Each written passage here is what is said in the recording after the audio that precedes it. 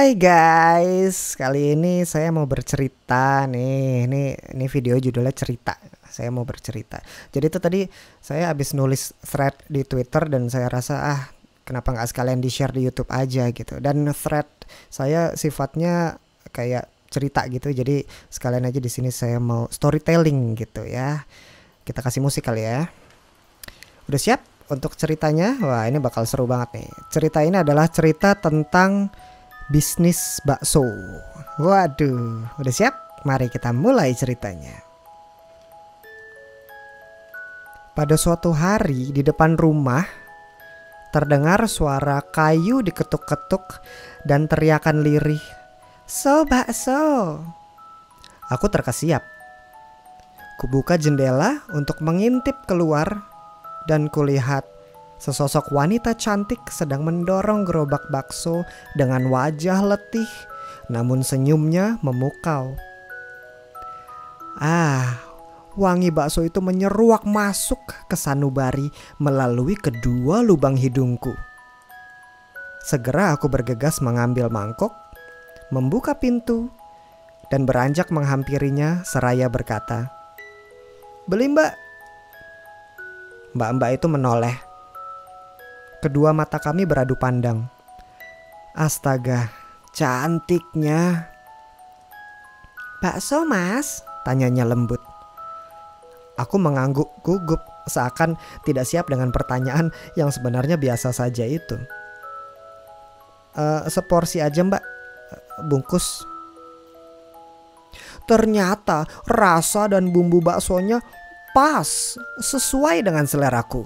Tidak terlalu asin, tidak terlalu pedas, cocok. Aku jadi menanti-nanti kapan ya mbak-mbak bakso itu akan lewat kembali di depan rumahku. Keesokan harinya, suara merdu itu terdengar kembali. "So bakso!" Tanpa berpikir panjang, kuputuskan untuk membeli seporsi bakso lagi dari mbak-mbak itu. Tanpa kusadari, aku telah jatuh cinta dengan rasa bakso itu sejak pertama kali ku cicip di lidahku. Saat si mbak meracik bumbu di mangkokku, sesekali ku pandangi wajah gemasnya. Terlihat muda, mungkin sedikit di bawah usiaku. Mbak jualan tiap hari apa aja sih mbak?" Tanyaku penasaran.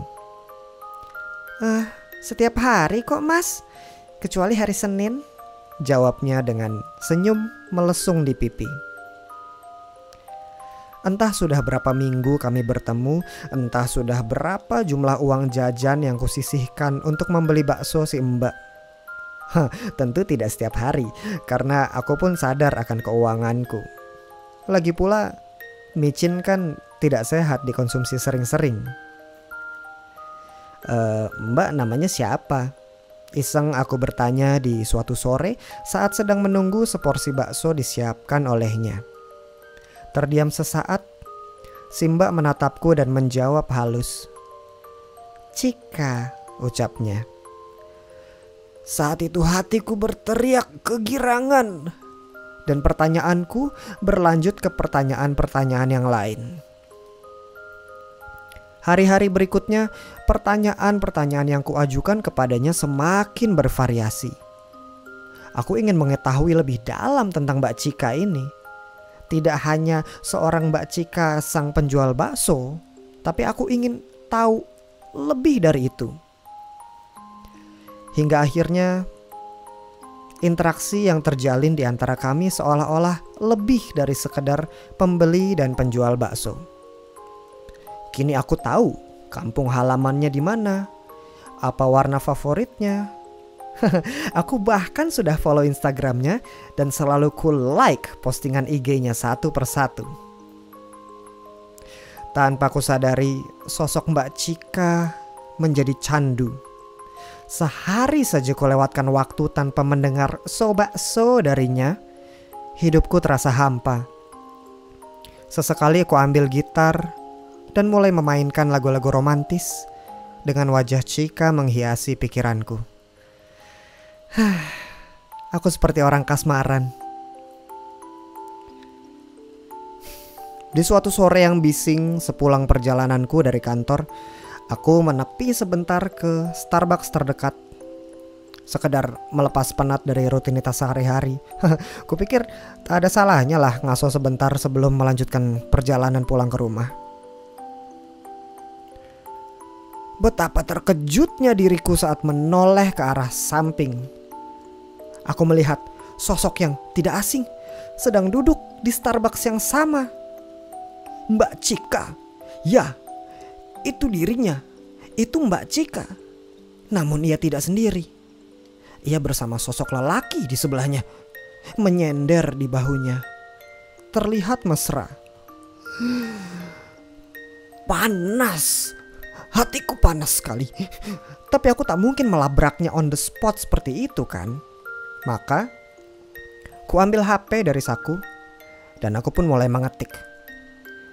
Mbak Cika, kenapa ada di Starbucks? Mbak kan harusnya jualan bakso. Ku kirim lewat chat ke DM Instagram Mbak Cika. Ku berondong chatku barusan dengan pernyataan yang lebih keras. Saya kecewa. Mulai sekarang saya nggak mau lagi beli bakso Mbak Cika. Mbak Cika sudah mengkhianati kepercayaan yang telah kuberikan. Send. Ku tutup Instagramku. Aku tersenyum, penuh kemenangan. Itulah balasan yang setimpal untukmu Mbak, batinku. Karena Mbak Cika telah merusak bisnis yang Mbak Cika bangun sendiri. Sepanjang perjalanan pulang, tak henti-hentinya pikiranku ngedumel. Berani-beraninya Mbak Cika bikin skandal begini. Kalau udah memutuskan jualan bakso, ya berarti harusnya dia udah siap terima konsekuensinya dong. Entah kenapa, aku merasa menang. The end.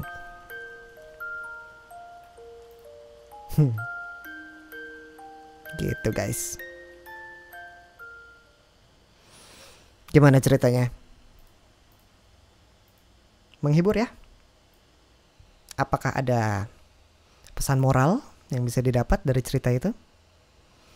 Boleh tulis di kolom komen.